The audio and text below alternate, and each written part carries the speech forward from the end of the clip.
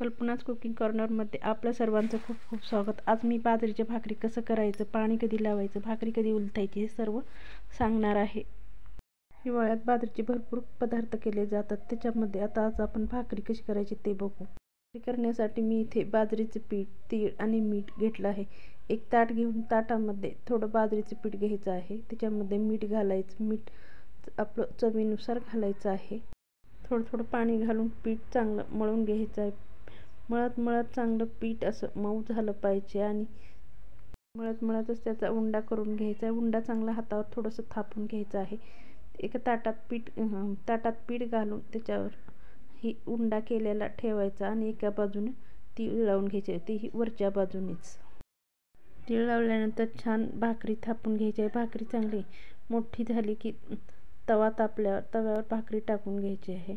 भाकरी टाकल्यानंतर 2 ते 3 मिनिटांनी आपल्याला पाणी लावून घ्यायचं आहे। पाणी लावल्यावर चांगलं लगेच उलटून घ्यायचे आहे। पुन्हा 2-3 मिनिटांनी खालची बाजू वर करायचं आणि थोडं हाताने भाकरी छान शेकून घ्यायची आहे। कडक खरपूस अशा भाकरी भाजून घ्यायच्या आहेत। बाजरीच्या भाकरी हे ठेचा तसेच वांग्याचं भरीत ह्याच्यासोबत खायला खूप छान लागतात। याप्रमाणे सर्व भाकरी थापून घ्यायच्या आहेत।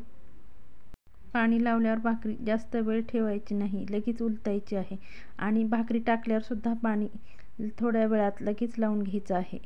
वेळेवर नाही लावलं तर भाकरी कच्ची असं चिऱ्या गेल्यासारखी वाटते, चांगली भाजल्या जात नाही। म्हणून वेळेवर पाणी लावणे, वेळेवर उलट करून भाकरी छान भाजून घ्यायच्या। व्हिडिओ आवडल्यास लाईक, शेअर आणि सबस्क्राईब नक्की करा। नवीन रेसिपी पाहण्यासाठी व्हिडिओला सबस्क्राईब नक्की करा। पुन्हा भेटू अशाच एका नवीन रेसिपीसोबत।